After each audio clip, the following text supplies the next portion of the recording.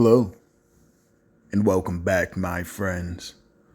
I am Preacher, and today, I know it's been a little bit. Thought we'd have more to talk about over SGF and the Xbox show, but honestly, you know how it is in the summer. Not E3 week is not exactly E3. We had some stuff. Tocon was really the biggest stuff. All my stuff happened in the state of play. So, a couple things I'm interested here and there, but didn't really feel pushed to make a video. And even after more came of the Xbox portable saga, I thought we ended it clean on a trilogy, but nothing is dead that can be revived and sold tickets for, right? So seems like we're Xbox P reawakens or something. Xbox P rises. Yeah, because more has come of that. But even that, I didn't really feel necessarily pushed to make a video. But all of a sudden, a tweet scrolls by my feed, and what? Tell me if y'all have ever seen anything like this before. This is head of Xbox, Sarah Bond, announcing that I'll read verbatim the tweet here, announcing that we're building the next generation of Xbox first-party devices and cloud, including our future Xbox consoles, together with AMD. Next level performance, cutting edge graphics, breakthrough gameplay, and unmatched compatibility. Stay tuned for what's next. So this is basically Microsoft having to reconfirm that no, guys, really, we're doing it. I promise. And this all goes to say, we can now officially deem the Xbox Series generation a failure. There's nothing else to call it. These dudes are cutting and running early. And it just didn't do what it was supposed to do. It's not even selling as much as the admitted failed Xbox One. So there's no way we can say that the Xbox One was a failure, didn't do what it was supposed to do, admitted that by Phil Spencer, and this console generation did worse, and say that somehow this wasn't a failure. This is 2 in a row, and it guarantees 3 in a row because nobody's gonna buy an Xbox. I can tell you that right now. Xbox is going to be for the extreme hardcore Xbox guy. King David will buy an Xbox. You know what I mean? Destin will buy an Xbox. You know what I mean? But 9 out of 10 people are not gonna buy an Xbox. I mean, that's just dead. That's just dead. Especially with them bringing all their stuff over now. That's neither here nor there. You know what I mean? And in all honesty, I question their commitment. I do question their commitment because we did just see they had their own internal handheld that was not partnered with ROG. They already had that planned, and that plan got canceled recently. So, they're not going through with all their multi-year plans that they have going on right now. And this feels very reactionary because PlayStation actually had a fireside chat, I believe at the end of last week, like Friday, so like a couple days ago. And they asked something that I thought was very, very spicy. And now, you can see that made it up the chain. So I'll have you take a listen. Many investors are speculating that Microsoft is moving away from the console. If that's true, is that good or bad for PlayStation? So we think that competition in the business is healthy and then pushes us to innovate. Machino basically goes on to say that, they're doing their own thing and competition is healthy in the space. A lot of PR talk, but, it goes to show 2 things. One, that the things we talk about are often just the first pebble in the pond. You know what I mean? And it's interesting if you do play Twitter, to see the ripple effects of these things. Because these conversations started like 2 years ago. People saying, is Xbox even going to do another console? And it was dismissed as just fanboy rhetoric for a long time. And now here they are asking, investors are asking, and so it's being asked to PlayStation, your direct competition. It's being asked all around the industry. You know what I mean? People can act like it's not, but it really is. So, and here comes the second part. It's a conversation on two fronts. The gamer, the hardcore gamer is asking, is Xbox even going to be around anymore? And now the money people are also asking that. The investors are asking. Those are two different problems that are stemming from the same place. Xbox is now seeing this. If it just happening on a PlayStation stage, like, that's hugely embarrassing. The investors are asking if you're getting out of the game, bro. Like, that's hugely embarrassing. So they come up with, to me, this is a very clear reaction to that, because you almost have to say something about that. Like, so here, multi-year, we are committed to gaming. Once again, Microsoft having to commit to gaming like this, and like, what do you even say? Like, this is the most depressing console announcement of all time, because that's really what this is. This is basically a console announcement, right? This is your first. They showed Project Scarlet at the Game Awards 5 years ago. And now you have to announce that we're working on the next Xbox in a tweet, because you're getting pressed in the PlayStation financials. If that doesn't scream that the Xbox Series generation is a failure, then nothing can reach your ears. You know what I mean? You can't tell someone who can't be told. That's just it. They're just going to live that life.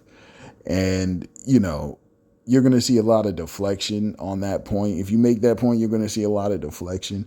You can say that Xbox really grew out their ecosystem this generation. But that is not the song that people were singing 5 years ago. It just really isn't. So if you understand that, you as a hardcore Xbox fan, and this is what it is, this could just end the Xbox fans really just have to admit that they really lost, but they don't want to lose. They want to hold on to hope so bad. And that leads me into this second part of this video, why I felt compelled to make this video. Because now that this thing is announced, people are really, and you start to hear this across the internet, people are really holding on to the idea that this Xbox is going to be a hybrid PC. And I don't understand how people have convinced themselves of this, because you're asking Xbox, Microsoft, the people who have been fucking up consoles for 2 generations straight now, official, stamp that, they're going to somehow blend the console market and the PC market in ways of black magic and licensing. You know what I mean? In ways that do y'all not remember the Steam machine? We were just here. People had access to this and they didn't want it. And they're damn well not going to want it when it says Xbox on it. Just like the ROG Ally, you know what I mean? 500,000 sales. We talked about that in the Xbox Series P video. You know what I mean? People aren't going to want it. People think that, and you know who really doesn't want it is Microsoft. Microsoft really doesn't want it. And I'll tell you why. Because they make a lot of money off of Fortnite skins. They make a lot of money off of miscellaneous purchases of games. That's how the Xbox console makes their money. And if you start splitting that between different stores, people are going to go elsewhere. Nobody knows that better than Microsoft, who's been boxed out of Windows for how long with their browser, right? Who uses Internet Explorer? Who's been using Internet Explorer lately and not Chrome? You think they want to get boxed out of their one reason to make the console itself, right? And this is what I mean when I say Xbox fans don't want to lose the console war, right? Because the entire idea of this console being just like the Xbox handheld was manifested, the whole idea of an Xbox being a PC hybrid comes from the base want of Xbox fans now wanting to play PlayStation games. I have played the new Xbox handheld created in partnership with Asus. It's called the Xbox ROG Ally X. It has Steam installed, and yes, just to be sure, I was able to access my library and install Marvel's Spider-Man, specifically Miles Morales. The full quote I was given was, within the Xbox full screen experience, players will see your aggregated gaming library, giving you quick access to games from Xbox, Game Pass, Battle.net, and other leading Windows PC storefronts. Yes, that did include Steam on the unit I played. Now, I know my headline is a bit hyperbolic, but if this is a strategy Xbox implements going forward, it could be the first domino to fall in a new era of gaming that tears down the barriers of competition. Right.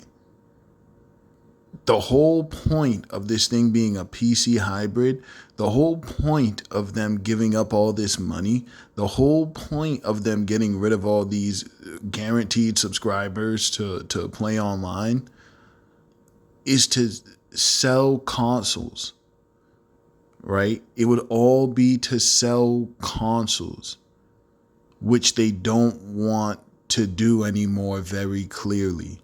They would be taking major material losses in order to sell consoles, even if they don't sell it at a competitive price. And they don't, just like they're very likely not with the ROG, which is going to probably be like $1,000, right?